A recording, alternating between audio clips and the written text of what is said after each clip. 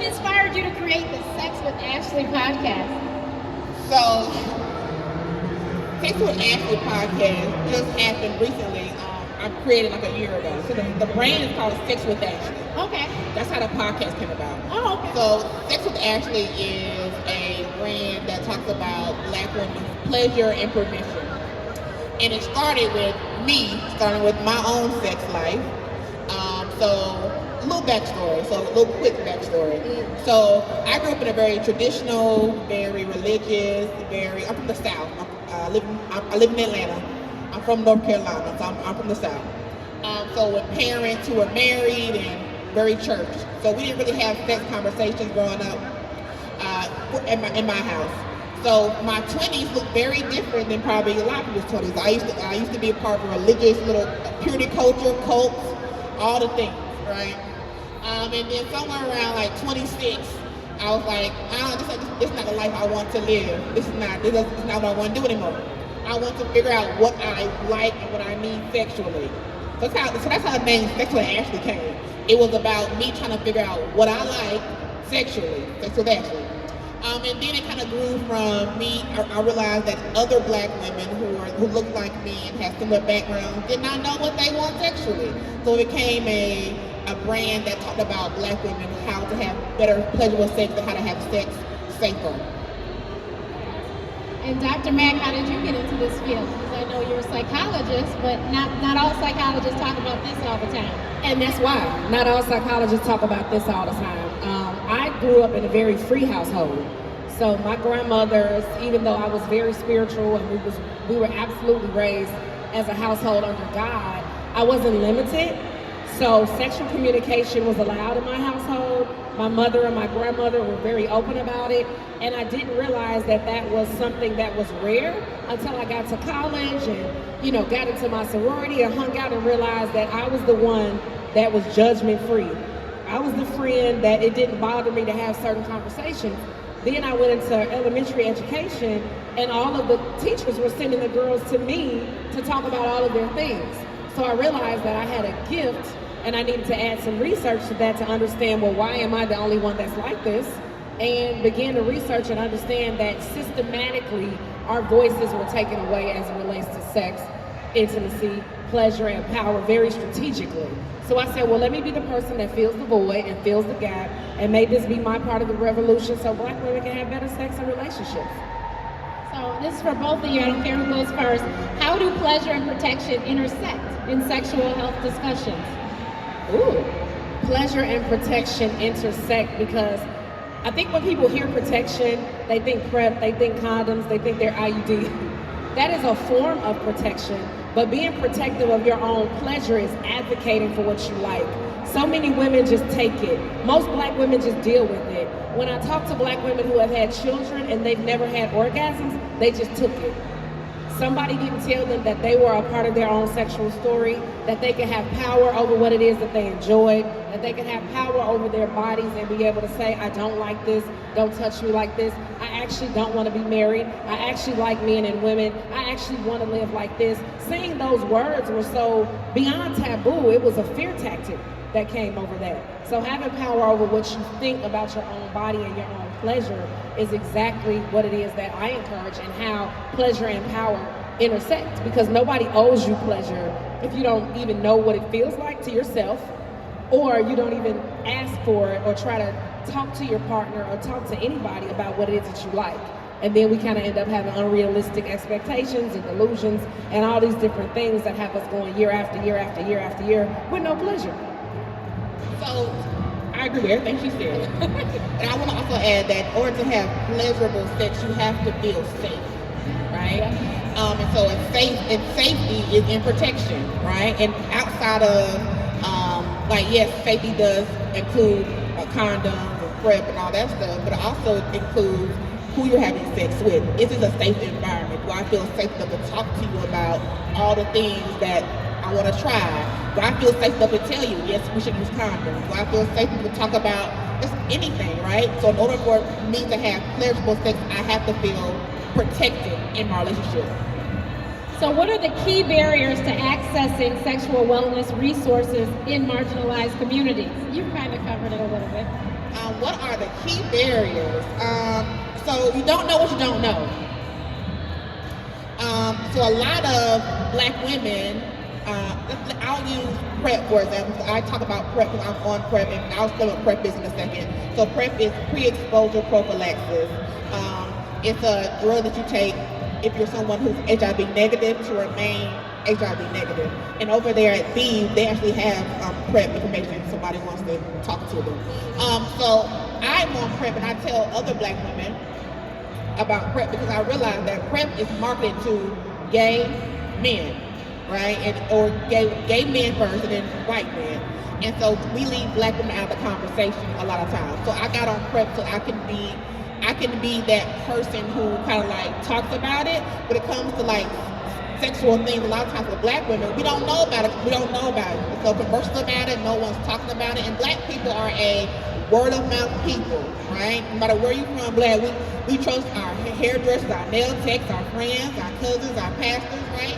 We trust what they say. So we get a lot of information from word of mouth. So a lot of the barriers are people are not talking about it, so we don't know what it is. I agree. I participated with a clinical trial. I was helping to get Black women for a clinical trial for PrEP. And PrEP is, you can take daily medication, or you can have shots twice a month, and they're also working on it where it'll be twice a year. And there's also a shot right now that's on the market, it's 4 times a year. And I just want everyone to know we are all HIV possible. All of us are HIV possible, and if you're possible, you should go get on PrEP. But PrEP is trying to change the advertising and marketing now because they messed up. When it came out, if you saw the commercials, they said they had to be male-presenting people. So basically, they had to be born with a penis in order to take PrEP. There was trans people in the commercials, there were trans women, but because they were born male, they could take PrEP. They completely messed up, and now they're trying to backpedal and fix it. And so it's up to us that are sitting here listening to please get that information out, because a lot of people don't know, and what you don't know is that 52% of the HIV positive cases right now are Black women. Today. Can I say this very quick? And if you want more information about PrEP, I'm a part of an organization. It's IamHIVpossible.org. And you go there, it has a PrEP locator, so you can type in your zip code, it'll tell you where you can find PrEP in your area, it has information about PrEP, all those things. So that's IamHIVpossible.org. And I feel terrible. Real quick, as the medical doctor, I feel horrible, but the truth is that if you go ask your doctor about PrEP, there's a very large chance they'll have no idea. I'm sorry. Shout out to a Black man from my church who was the first person to tell me about PrEP. And he was working in social services with addicts. And he said, they're giving this to me for people that are addicts. And I'm like, wait a minute, what if you're okay? You just need protection. So a Black man told me about PrEP first. But I'm always an advocate of making Black women turn the mirror on themselves. We know about the systems that are against us. We love to play the blame game about what white people are doing, what the country is doing, but we are not advocates, and we don't pass on truth to the younger people. We give younger people the stories that best fit our narrative.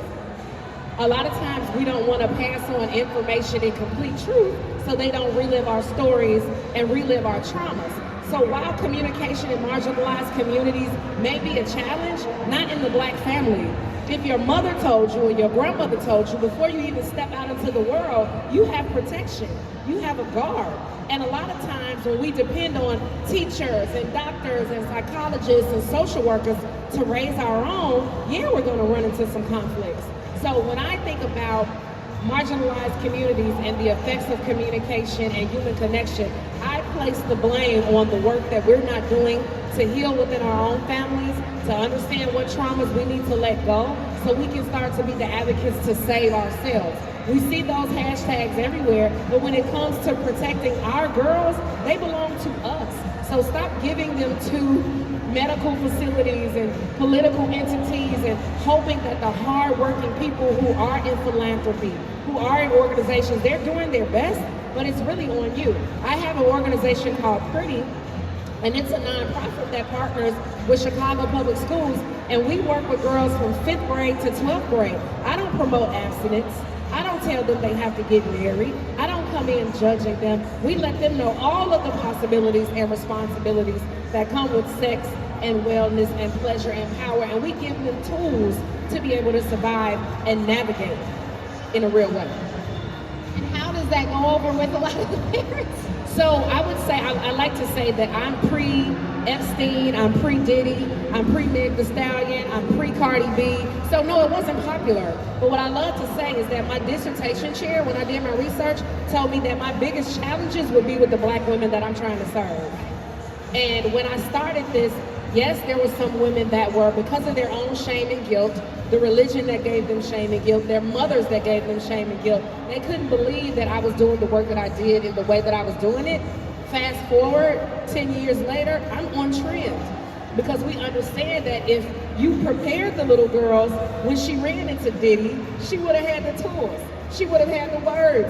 She would have been able to say, what does he want with me? But if there was no village, now we have to have a case after, and so many lives are ruined. And when I think about parents who originally would sign permission slips and say, my daughter can't come to your program, I would say, well, why? They would say, she's not ready. I said, well, how soon do you think a pedophile would think she was ready? How soon do you think the media would think she was ready?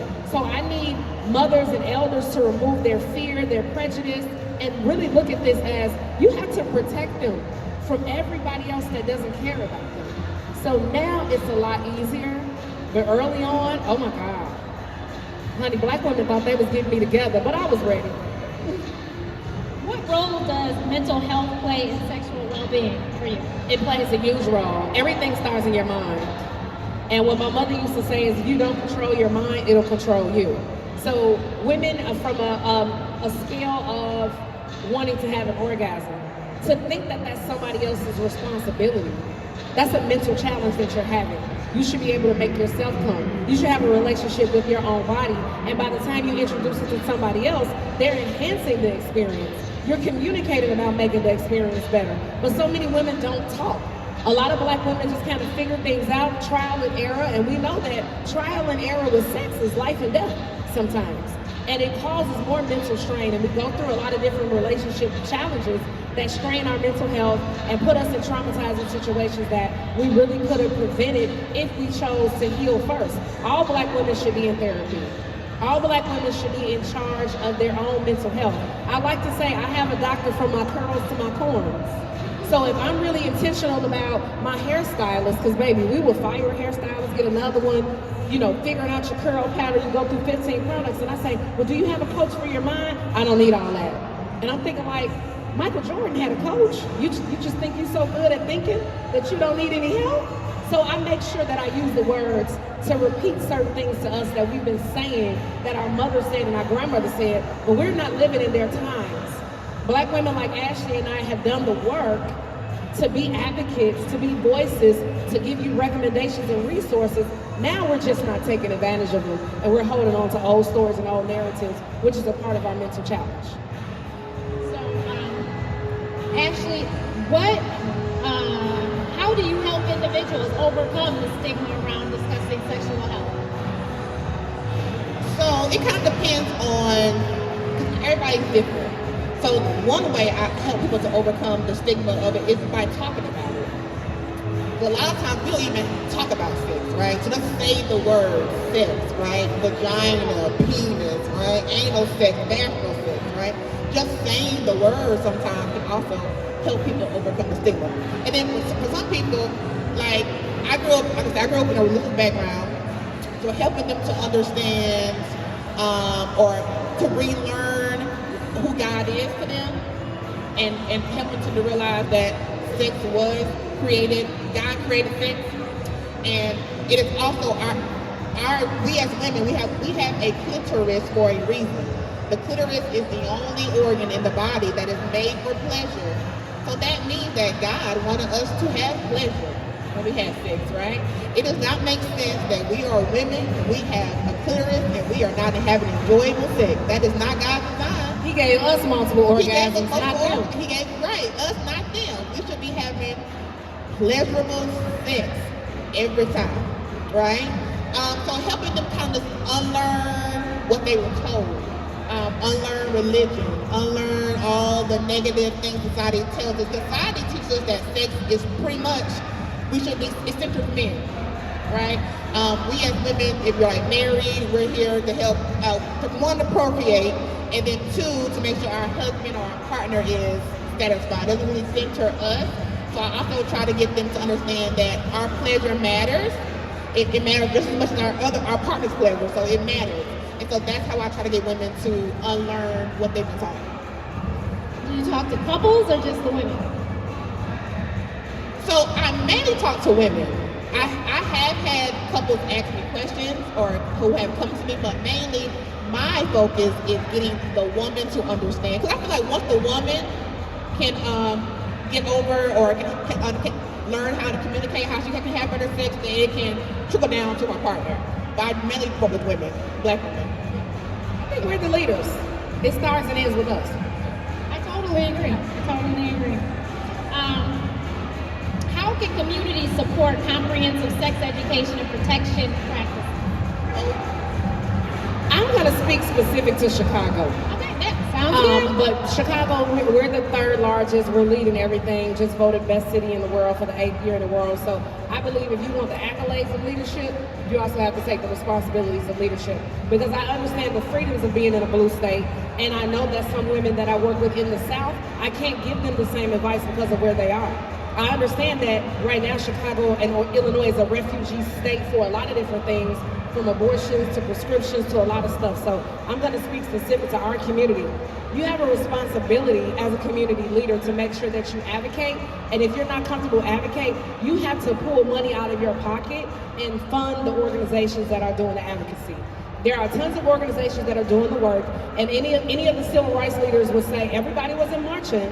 Some people were writing a check. So every single thing that the community is doing specific to the Black community and where we are now, not receiving certain funding specific to Black women's work, you guys have to be serious about attending those fundraisers. If you see something and it pops up on your timeline and it's somebody that's advocating for the community, you have to attend, you have to go, because every dollar counts. Beyond that, even if on a smaller scale, you're on social media and you see somebody that's doing something and grasping something, you can repost that. You can talk about that. You can also volunteer.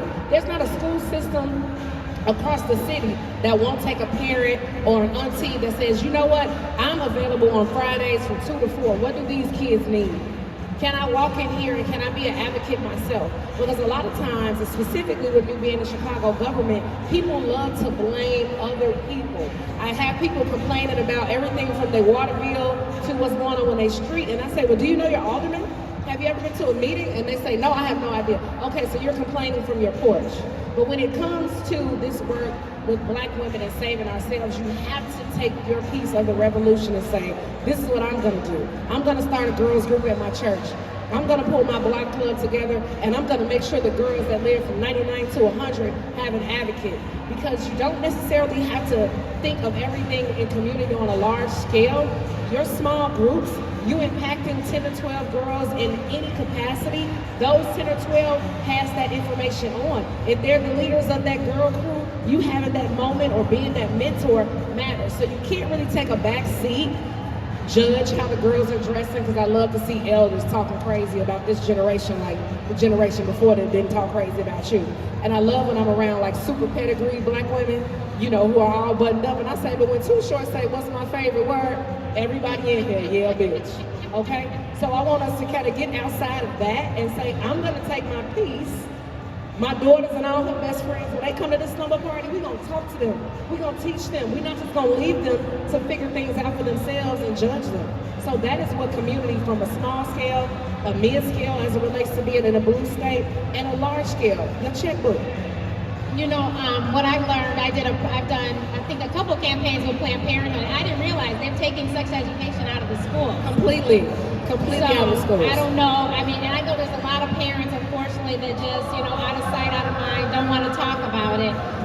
So they probably haven't even realized that it's not there, because they just assume the school will cover it and they ain't got to talk about it. But who would do that? Your kid has to rely on a gym teacher or a health teacher? Right. It's ridiculous. Yeah. It's ridiculous to even have that mindset. My mother was a healthcare professional, so she was like, this is what we're doing, and da-da-da. And then she watched every TV show with us. So she watched 90210, and we'd have discussions, and I was nervous I was going to come home one day and condoms were going to be all over the bed. And so I'll say this, I've been in a red state my whole life. I went from North Carolina to Georgia. We're red. So, as somebody in the South, it's also important, and this goes for anybody, to vote, and not just in national elections, right? You have to vote at the school board. They're the ones who making decisions in your school. You have to vote for your city council. They're the ones who making the decisions in your town. You have to vote for at a state level, right? And quit voting against your best interest. We do that a lot, right? So even though you may not particularly care for or don't think or don't want to talk about sex, it is important to have those conversations in the school. So you need to talk to your school board people and advocate for it, because there are some people, we need sex ed. Kids are having sex in elementary school now. We need someone to have a comprehensive sex ed means the sex ed that is applicable to your student's grade level. So no one in the elementary school is talking about what type of lube to use to a fifth grader, right? That's not what we're talking about. So it's applicable to whatever your grade level your student is, but sex ed is something that needs to be discussed in classroom settings. I worked with a female condom, and it blew me away that nobody knew what it was. And then when you go to the drugstore, it was very evident why they didn't know what it was, because it had no shelf space. But if you went to Walgreens and told them you want one, they would get it for you. It's just it doesn't have shelf space. Although male condoms, there's like how many brands? But we have one brand of female condom, and they couldn't get one spot. And then there was also, I did an article, I think, about stealthing, and that was something, people were like, what's that? And I said, that's when someone's having sex and they take off the condom, and you don't know they took off the condom. And that was happening to a lot of teenage girls. And they had no idea. So their mother didn't know to tell them to be looking out for it, and they had no idea either.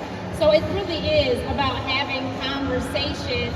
And if you don't want to talk to your kids about it, then you better get your girlfriend, your sister, your auntie, or somebody, and y'all better get together with all the cousins or something, because what I learned in all of the work that I've done is that little children have in their mind, because they learn way too much too early, but they have in their mind that if they don't stick the penis in the vagina, then it's not sex. So we had all these children that were doing fingering each other and oral sex in elementary school. So it's definitely a conversation we've got to have. I think to that point, yes, in elementary school, when we think about what was done to black women, nobody cared that you were in 5th grade. When we think genetics and we think systems, it was about when your cycle started. So when I talk to girls in elementary school, I don't know what level you're on, because I don't know what life has already done to you. So just because you're in 5th grade doesn't mean you're a 5th grader. Just because you're in 8th grade doesn't mean you're just an 8th grader. I work with 8th graders who are taking care of their households.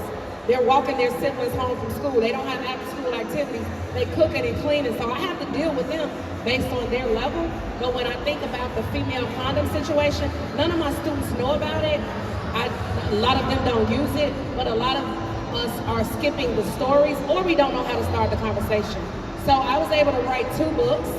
One fell on Amazon's top 21 books for black women. It's called Black Women's Sex and the Lies Our Mothers Told Us. It's a manual, because I understand that a lot of us on this side give you this information like you just know how to start it.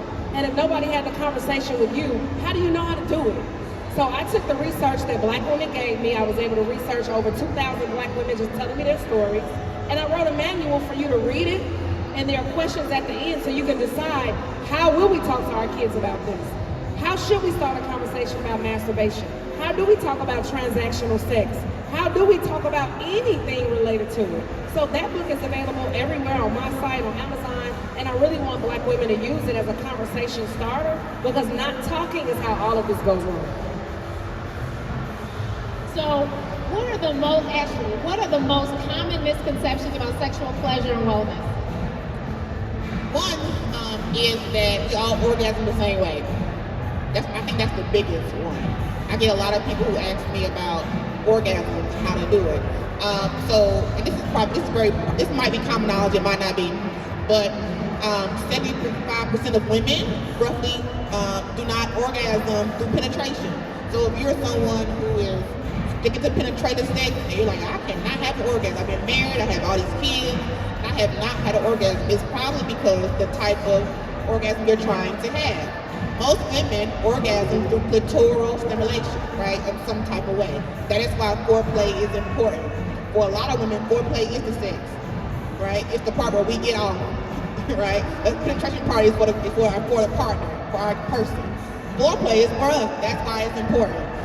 Then you have all the other types of orgasms. You have nipple orgasms that are wonders. You have anal orgasms. You have G-spot orgasms, you have an A-spot orgasm, all the different things. So I often tell people to figure out if the reason you're not having an orgasm is because you're trying to orgasm in the wrong way. That's probably like the biggest misconception there is. I think we don't try to learn, we try to pretend like we know. A lot of you all heard her list of orgasms and might have knew about all of them. That's not even all of them. So taking the opportunity to know that you have options and reading about them. We're in a world where literature is available, TikTokers are giving information away, YouTube University is giving information away. And I think a lot of times we pretend like we're pleased and we think, well, all women are having sex like this. When it's like, no. I'm sure Ashley and I, maybe the orgasms are about a boatload, but we're also not engaging without making sure that that's the reward that we get from it every single time. And a lot of black women, we're so selfless in a lot of things, whether it's the medical doctor saying, well, you see about yourself before you see about your kids, or before you see about whomever. So it's something that's connected to your self-care. Understanding that you deserve pleasure and you deserve pleasure often and you deserve it every single time.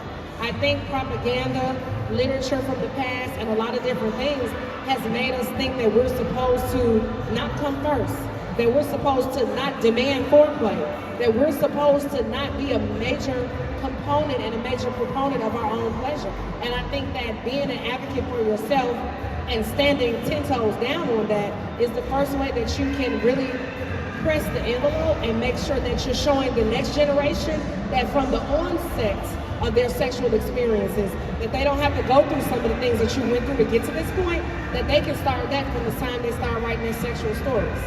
And let me say this too, I also think that sometimes we as a people believe that certain types of sex are not for us, right? There's no such thing as white sex, white people sex, right? There's no such thing. Yeah. So whatever type of bad. sex you're into that's pleasurable for you, that's the type of sex you enjoy, do that. Whatever that is, right? So there are kink and fetishes that people are into for a reason, and there are black people who are into every type of kink you can think of. You have to find your community, find your people. They are not, sex is not for certain types of people, it's for people. And the books weren't written by us or for us. The propaganda from the pulpit was not written for us or by us. The shame and guilt that was delivered to you was very strategic. When she talks about the clitoris and I talk about research, when I read Grey's Anatomy, not the show, the book, the clitoris was included in Anatomy and then deleted in the second publication. The second edition says we don't even have a clit because men didn't know what it was for, because the vagina was taught as something just to be used to have children. So when you think about white men, and when you think about the copyright date on anything that you learn, think about your grandmother was not asked about anything when they wrote that book. Black women were not considered in any type of sexual education or anything about that, because when we think about the early, not 15 or 1600s, but the early 1900s, Ashley and I would be put in an insane asylum for what we think. We would be considered before that witches, and we would be hung. Your husband could commit you if you were talking about having orgasms. So I really want to convey that this was strategic and we're trying to wipe it out and clean it out. And if you don't do it for the next generation and you pass on some of that stuff, you're keeping us behind. So, what resources are available for individuals facing sexual trauma or abuse? So, there are tons of resources, and there are more resources for sexual trauma and abuse than sexual pleasure and happiness. It's another scare tactic. We know all the numbers, and we push it out all the time, which makes people even more scared. So there's therapy for black girls. Every single clinic that you walk in has a caregiver, has a peer advocate, has somebody that can work with you. There are so many advocates for women who have experienced sexual abuse, from Planned Parenthood to Christian Community Health Center to all. Ashley's work possibly touches it, my work touches it, but I make sure that in that space, I press the positive points on it as much as possible, because there's a saturation of stuff surrounding all of the stuff that has happened to us that's bad. It's enough. So how can, this is for both of you, how can individuals build confidence in communicating their needs and boundaries? Well, that's good. So you can build confidence by learning how to communicate what it is you need, right? So I think we have to ask ourselves, why are women having sex? That's important to know. Like, why are you doing it? Because if you look generationally, each generation has sex for different reasons, right? My grandma had sex for survival. My mama had sex because she was in love, right? I had sex because I like booking, right? That's why I had sex, right? Okay. So, in order to make sure I'm able to keep doing what I'm doing, I have to be able to communicate what I like, learn how to communicate that. A lot of times, so I tell people all the time, as women, we're taught a lot of things when it comes to trying to find a man. He has to be able to provide, he needs to be a good father, all these different things. Whether he is good in bed or not is not on the list. We are not told that, right? It is not on the list. And so we don't learn how to communicate that. We learn how to communicate all the other things about dating. There's people who teach you how to do that, how to find a perfect partner, how to communicate your needs, your boundaries in relationships. But no one teaches you how to communicate about sex, right? So learning how to communicate, find out your why are you doing this? Learning how to communicate your needs is how you can have the best sex you can be having. So yesterday we did a panel about women's health, and we told them orgasm is a very wonderful stress reliever. And if you can't perform an orgasm on yourself, I don't know how you'll be able to communicate to somebody else what to do. No idea, because he will have no idea. So you have to do that. The other hand I'm going to tell you is orgasms are excellent for relieving cramps. And I mean, I know that my waist being snatched is because how many orgasms I have. The contractions and what it does to pull in, absolutely. And I mean, people take melatonin to go to sleep and all this stuff. I was like, girl, come, and you go straight to sleep. But I would say confidence coaching. My company has started the Academy of Confidence that launches next year for 15 to 16-year-old Black girls as a rite of passage. But when I think about human connection and understanding where you lost your confidence, you have to dig all the way back. There's no research in Black mother-daughter pairs without understanding when your mother took your confidence away. And that's the harsh reality of our stories. Your mother said something, maybe she called you fat, ugly, Black. Maybe when you had conversations, she was violent. Maybe she cracked a joke. Maybe she was, completely intimidating. But somewhere in your story, you lost your confidence in voice. Your confidence in asking a challenging question. And a lot of Black households started a conversation about sex and get your ass whooped. The two things was you better not get pregnant, and usually your mother was trying to help you survive, especially if you were like me and you were born in a certain socioeconomic status. We cannot afford for you to get pregnant. So everything about sex was, I'm scared of it because I'm gonna catch something or I'm gonna get pregnant. And then you lost your confidence and even wanted to talk about any of the many other things that had something to do with sex. So once you made it to a certain age, you were like, okay, woo, I graduated from high school or I graduated from college, I made it. And now you're like, okay, what do I do now? And there's a bit of a delay because if you start to date a man who has been encouraged to be sexual, he's been talking to his uncles about masturbation, they've been cracking jokes and having guys' nights, he's gotten the privilege to be experienced, and by the time he meets you, he's on his however many, and he knows what he's doing, and you're coming to him with no experience. We've seen relationships like that all the time. He's experienced, you're not, and when he's done, you're completely traumatized because nobody gave you the confidence to say, I actually want to start having sex now.